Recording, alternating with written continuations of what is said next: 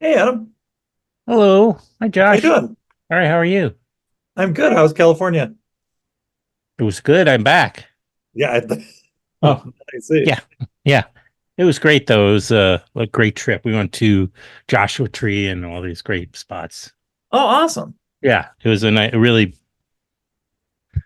uh yeah, it was just a really nice trip to take together and we did a lot of stuff together. It was kind of, just what the doctor ordered. Good, Yeah. good. Now is it freezing there? Yeah. It's a bit of a free, it was fine. I just was driving home late, like last night, not white knuckling it, like it was just a treacherous situation. But Yeah. typically it's not so bad, it's not so bad. Oh, good. I'm not a big complainer about the winter. And the best, as I always say, the best thing about winter is the next season is not winter. Right. Yeah. So, That is absolutely true. It's been like below zero here for 5 days. oh So my it's God. yeah. Oh, geez. Chicago. Yeah. Wow. My hat's off to you, sir. Thank you, man. Yeah, that you stick it out. But it's a great city, great It is. and a lot It of great kind of surroundings in that, the yeah. towns and whatnot. Yeah. Um, so wow, yeah. I have friends up in Toronto. I think it's actually Toronto is a bit closer to New York, Yeah. probably in terms of weather. Chicago gets its own particular brand, as you will probably know, but Yes. more. Yeah. Extra shitty. The That's how they do it here. windy shitty. Um, Yes. well, thanks for again. This is great. Do you know how many times you've been I on have this? no idea. Do you know? Five. This is the fifth time. All right. That's Yeah. awesome. Well, I'm thank you just for like, having. yeah, yeah, yeah, yeah. I went back and I looked. Your first time, it appears, was in 2015. Oh shit, are you kidding me? No, I looked Oh it my up here. God. Yeah, June 26th. Well, at least that's the day that the episode dropped. It was on June 26th, 2015. The paperback version of the Orson Welles Right. Oh was wow. out, I guess. And yeah, we did the we did that online, right? From the very beginning, didn't we? Or were you in Yeah. town? You were in New No, I York. did that. We did that online. Yeah, Yeah. amazing. So we've never met in person. Well, one of these days Absolutely. we'll totally rectify it. Well, I'll take you if you come here, I'll take you out. If I go there, you take me out. You got a deal. I'd love to meet your family and everybody. Um, yeah, that would be fun. I look forward to that. Cool. Me too. Yeah. So, I was thinking, what, how did you get in? What was your like origin story with becoming, you know, would you call yourself a film journalist, pop culture journalist? You Uh, know, I, or do you I make any distinction? you know, I mean, I started out writing about like totally stuff completely other than film and pop culture. I actually started out writing for Crane's Chicago Business. Um, Yeah. and just freelancing when I got out of grad school, and and then What was that? What was your degree in? I got a journalism degree at Northwestern, Okay. and what wound up happening was I while I was looking for like full-time work, I started freelancing at a bunch of different places, and all of a sudden I was like, for whatever reason, I think having worked unhappily in the business world before I was a journalist, Mhm. I was able to kind of approach it a little bit more like a business than a lot of writers. Um, so anyway, I did business stories. I was a stringer for Newsweek. I did all kinds of stuff, and then I wrote this book about Doug Kenny, who started National Lampoon and Of wrote Airmail course. and Caddyshack, Right. and that got me into what I do Well, now, but how which did that? So was well, all right. couple of questions. Yes. So, did you have when you were writing for um, uh, what was again the periodical? Crane's Chicago Cranes, of business. course, Cranes, one of the leading business magazines, right? What did you have an area kind of there in that area that you have a little bit of knowledge about, or you just sort of, ha, you know, No, I really didn't. I had a business background, um, and I had a law degree. So I okay, you had a had law degree, an yes, undergraduate law degree, or yeah, did you actually you got a law degree and then yeah. you, I went to law school at Loyola University in Chicago. Yeah. oh, sounds Um, good. so but Okay. I did not practice. I Yeah. went into business for a few years. You Anyway, take the bar? yeah, Oh, I passed the Illinois bar. So okay. I'm no longer a I'm beginning to have a lot more respect for you. and that's usually my trick is tell them I have a law degree and I get the respect. No, but I just wrote about kind of anything that they wanted me to write about and wound up I wrote a profile of Bill Zemi who I don't know uh he was he just passed away last year. He was like the premier celebrity profile writer in the country at one time. He did all the cover stories for for Esquire for a long time. Wrote about Arnold Schwarzenegger, wrote about Woody Allen, wrote about all these big celebrities. And I wrote a profile of him that kind of broke me out of just writing about business and just doing, kind of conventional stories. Were you itching to do something like that? It was like something you were suppressing. No, no, I mean, I was just happy to be making a living as a writer. And and I was, thrilled that I could make it work without Mhm. having like a real job. And I wrote a profile of him, and that was for like a local kind of free paper type of thing. Okay, That right. wound up getting me a decent amount of attention nationally because the people at the magazines he wrote for, had read it and stuff like that. And it was the first thing I really wrote that had kind of a voice to it rather Yeah, than just a yeah, right. reported story. Typically, you would hide your personality behind a business story. Yeah. Yeah. And so from there I wound up you know, I saw a thing in a writer's magazine. Like when I was freelancing, I used to, find any place that was looking for people to pitch stories. And there was a writer's magazine that online they had a thing where they every day they had a different like kind of ad for somebody who was looking for something. And there was somebody who was looking for a literary agent in Toronto who wanted writers of serious nonfiction, it said. And I just sat down and I whipped out a pitch for a book about Doug Kenny. And the woman uh, emailed me and she said, this is really interesting. I think you have a serious misunderstanding of what serious nonfiction is. She's like, but it's not a book about the guy who wrote Animal House and Caddyshack, but I have a name for you. And she put me in touch with a literary agent who had just moved from New York to Chicago. And that was kind of how it started. And she was like, let's do it. Right. Well, Doug Kenny, besides being, yeah, as you said, he came from improv, No, he came from the Harvard Lampoon. the Harvard Lampoon, right? Yeah. Okay, so the Harvard Lampoon was that based in Chicago? No, that was the magazine, the National Lampoon, you mean? Yeah, Or yeah. No, Harvard Lampoon was in Boston. Harvard. Yeah, at Harvard. Yeah, it makes sense with the And then name. I will. he he and Makes his sense. part yeah, Cambridge. yes. And then he and his partner, went to New York and pitched Okay. around the idea of, a national humor magazine. And that was kind of how that started. And they went from, nothing in 5 years to, selling it where each of them, made like 3 or 4 million bucks at a time when 3 or 4 million bucks was really 3 or 4 million bucks. Yeah, right. You could buy an awful lot with that. And Yes. then he, of course, had a sad ending, right? He went off the side of a cliff or something. Yes, he fell off a cliff in Hawaii. It Right. was it was never quite confirmed whether that was an accident or he committed suicide, right? Yeah, I always, whenever I got asked about that, I always said it was an accidental suicide. Right, He was somebody who never would have made the decision to kill himself, but he put himself in a position right. to die. If Yeah. that makes sense. Was he self-destructive? Yeah, he was like a wonderful guy. I mean, everybody absolutely loved the guy.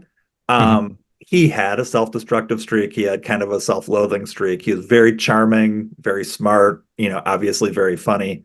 Mm, But he developed a serious cocaine problem, right. as people did in those days. Sure.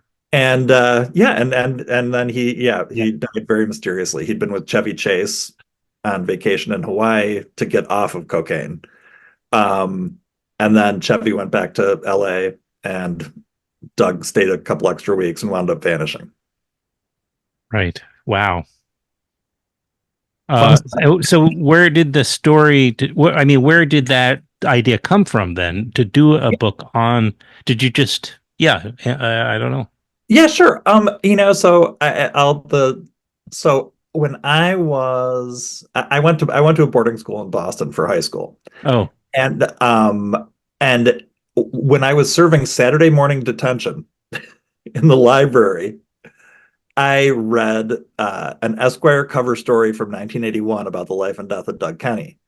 And then the next summer, I got a job in the mailroom at a law firm as a messenger.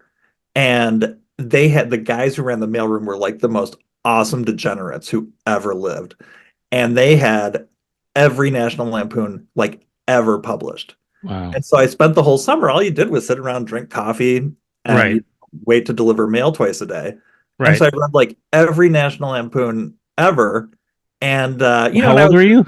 I was 15. 15? Yes, I was Oh 15. my God. I don't know. You were corrupted.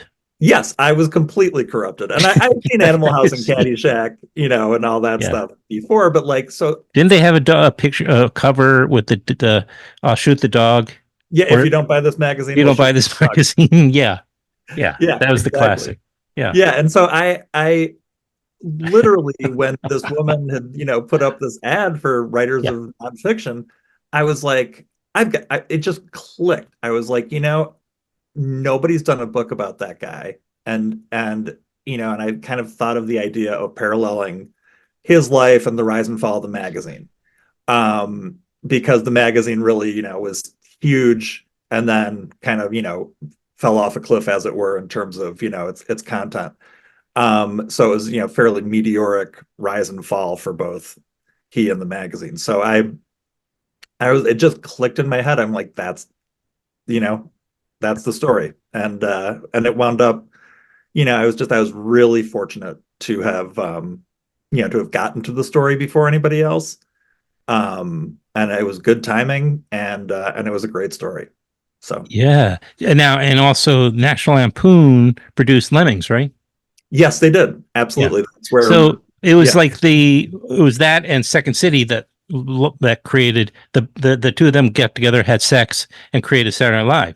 100%. Yeah. Absolutely. Right. Yeah. In fact, they had,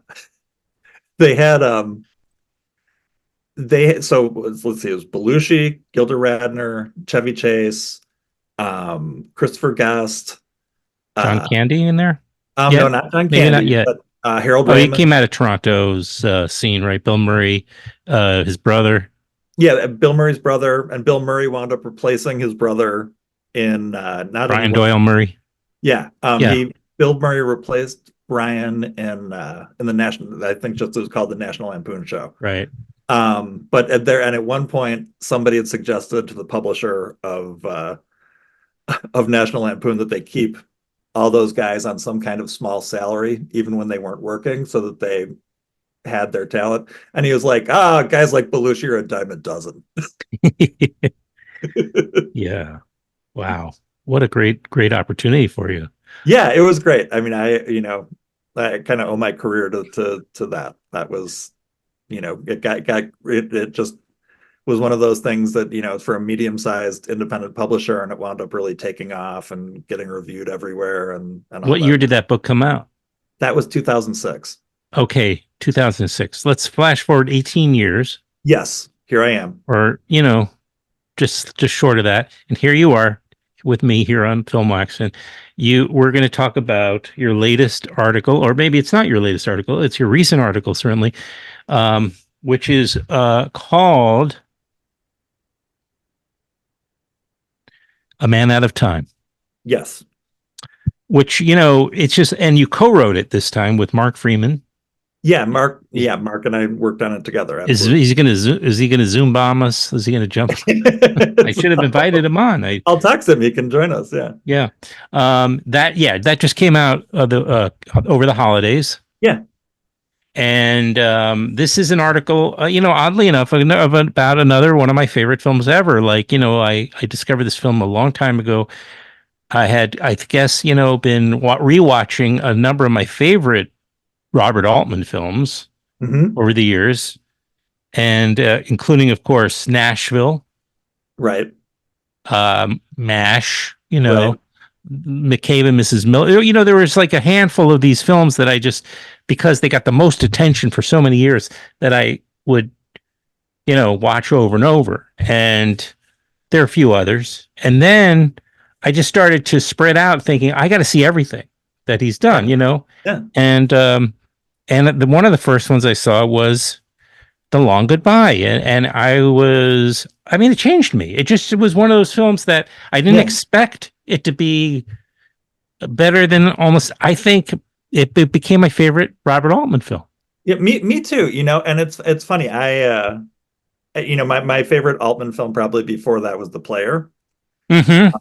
And I, when I got this assignment, I was like, yeah, I loved it. I mean, it was funny. I wound up watching it a couple of times while working on the story, just because it's got such a great kind of like, for lack of a better word, vibe to it. There's just this kind of like, you just are carried along on this kind of, weird Southern California early 70s journey.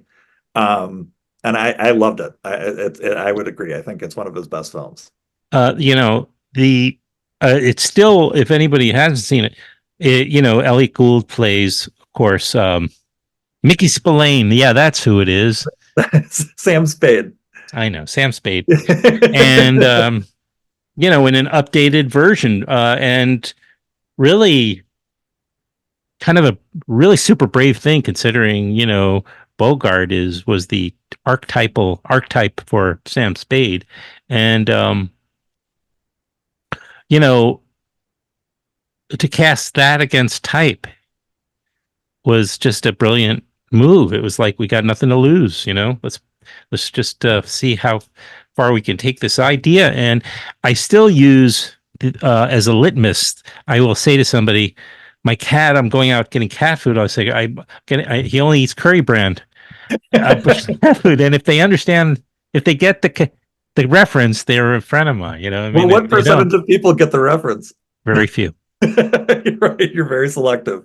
Yeah. Your friends, yeah. I have very few close friends. But it's, yeah, and it just also has flashes of violence in it. And I'm not talking about necessarily big violence, although there's a little of that. But just even Henry Gibson and Sterling Hayden together. I mean, in those scenes, and then when he slaps Sterling Hayden. Yeah. It's terrifying moment. Absolutely. No, I mean, there's and it's totally slipping my mind who plays like the big bad guy who they have the confrontation with, who hits the woman in front of him.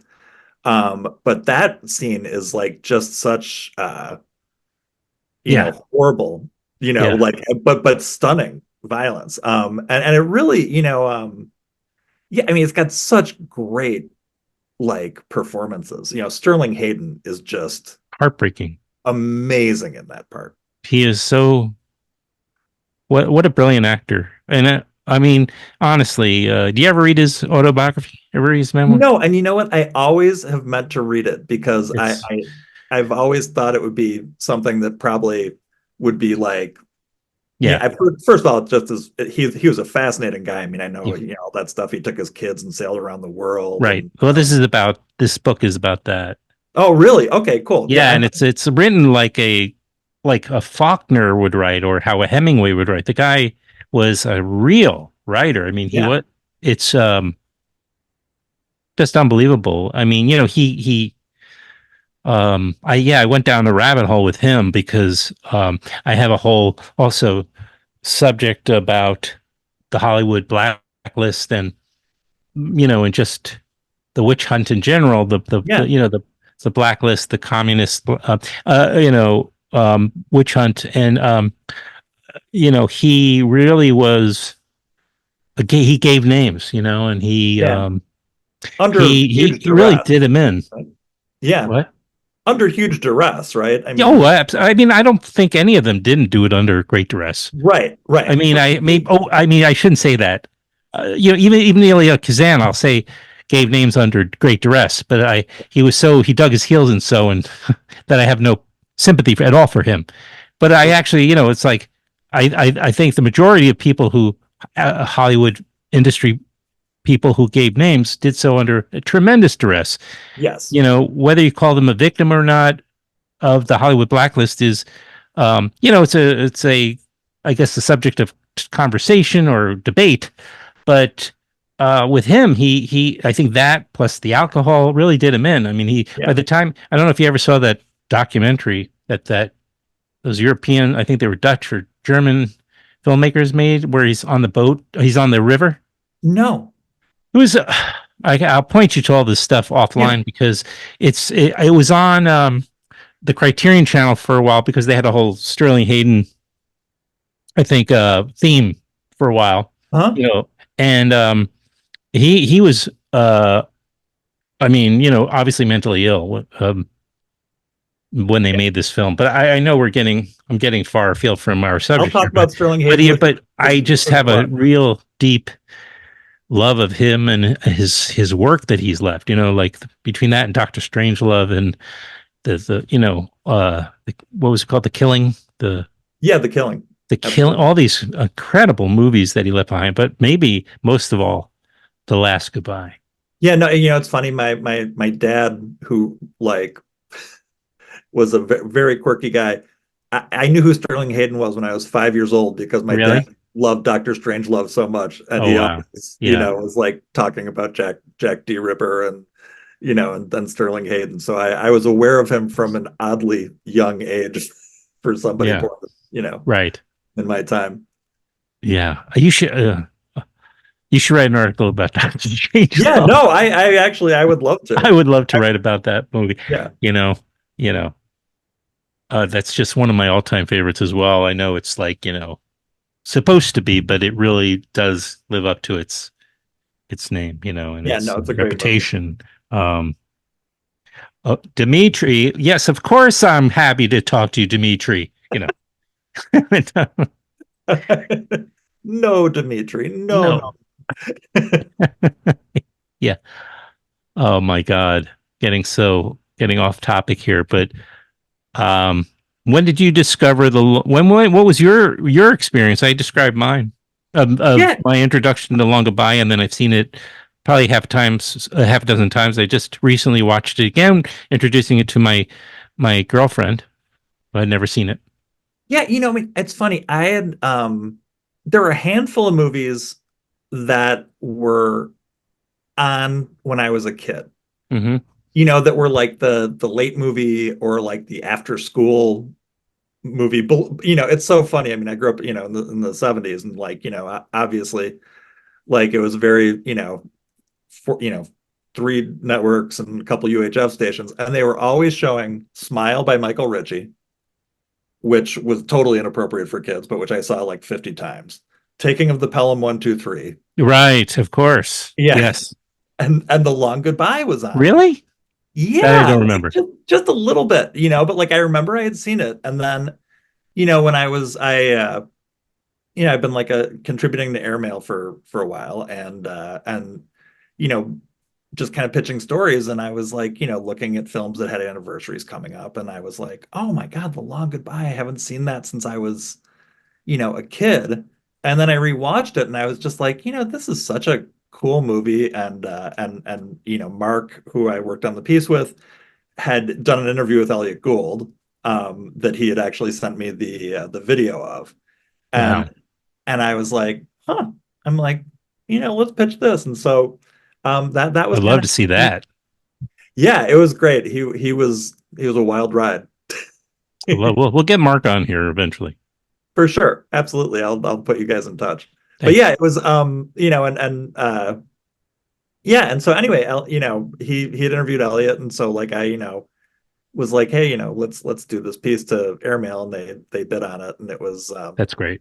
yeah, and it was really a fun piece. I mean, like getting to rewatch the film a couple of times was, one of those, like I can't believe I'm getting paid to do this kind of moment. Moments, yeah.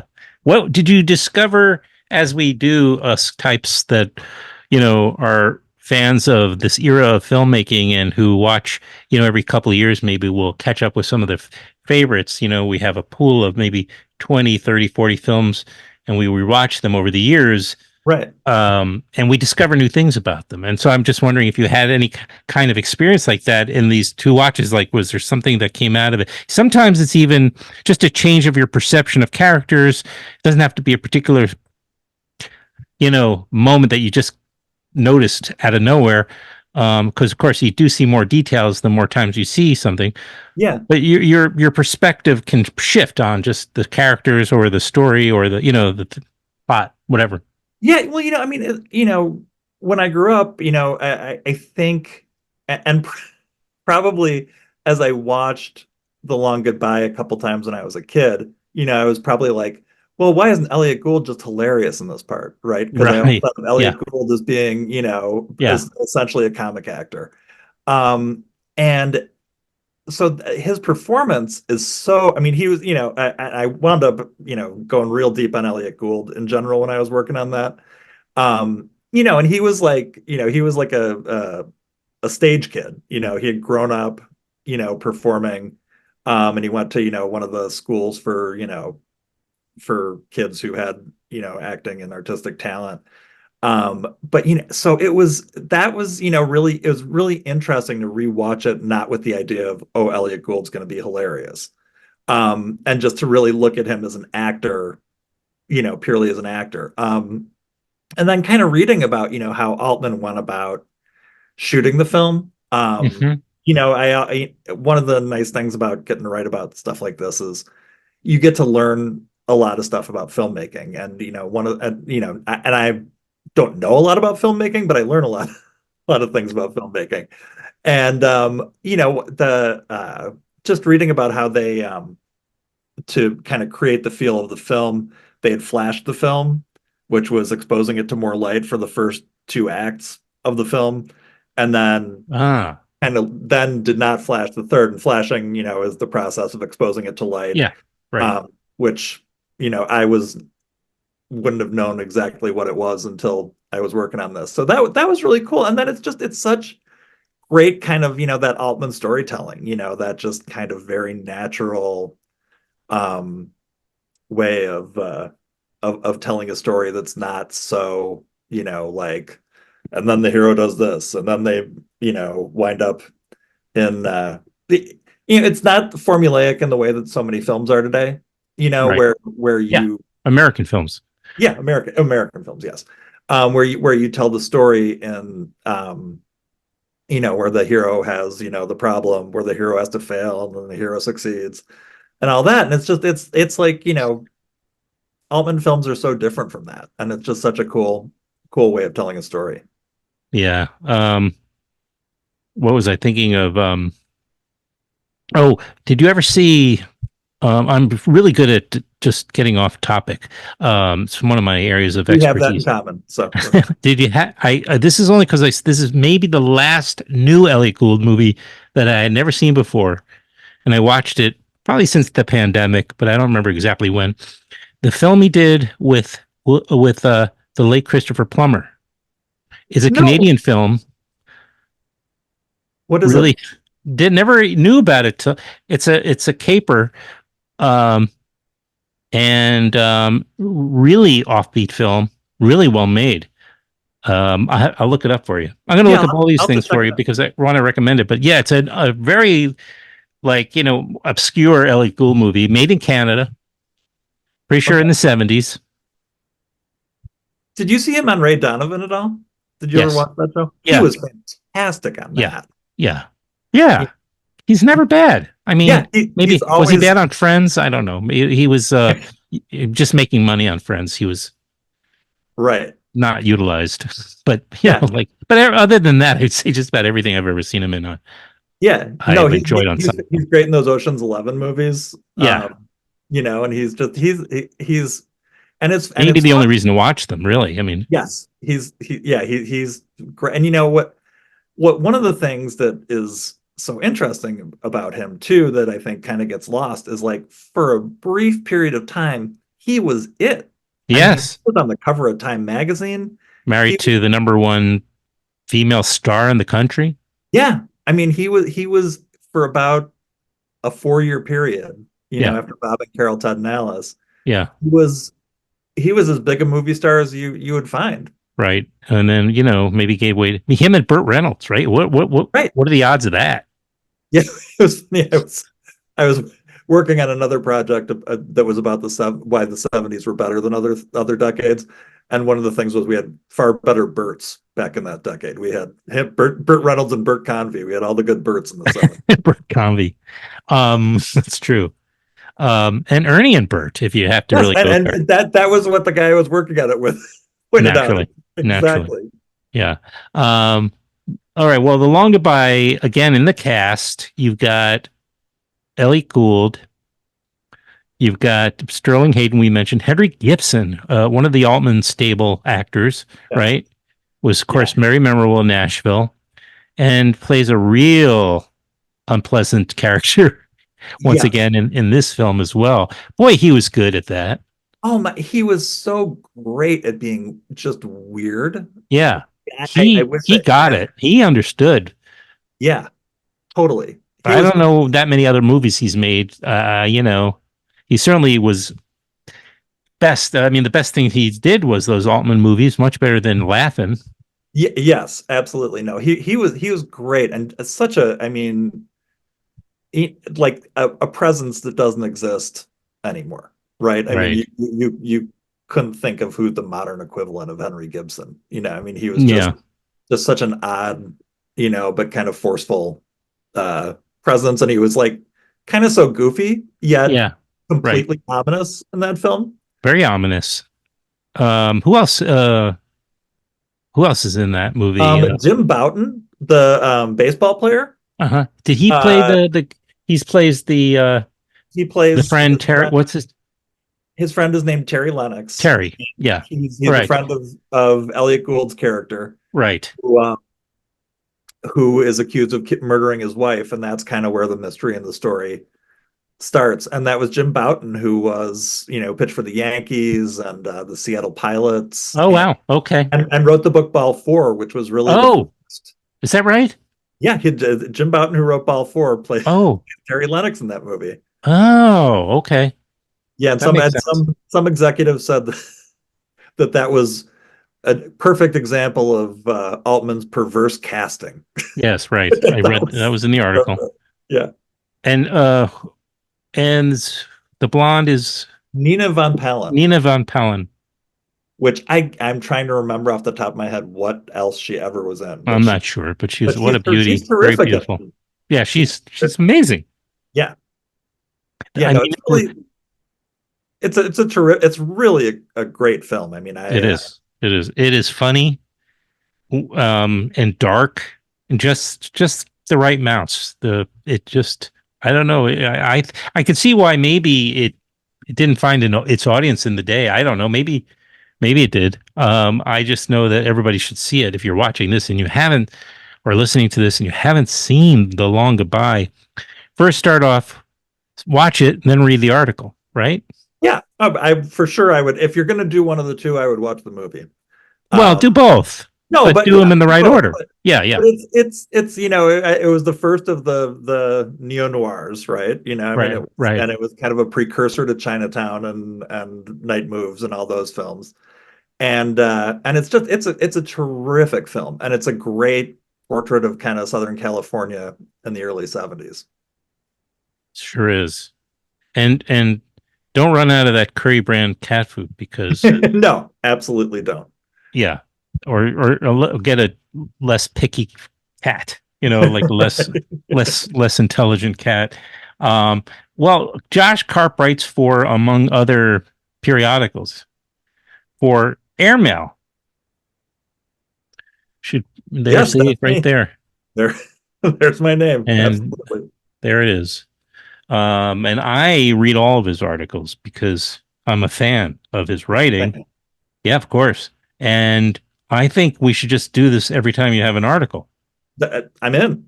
That's good. I love it. I love it. I'm doing a making of Big Lebowski right now, so I'll Ho ho. Come on. Is that yeah. true? What do you mean? Like an article? Yeah. Okay.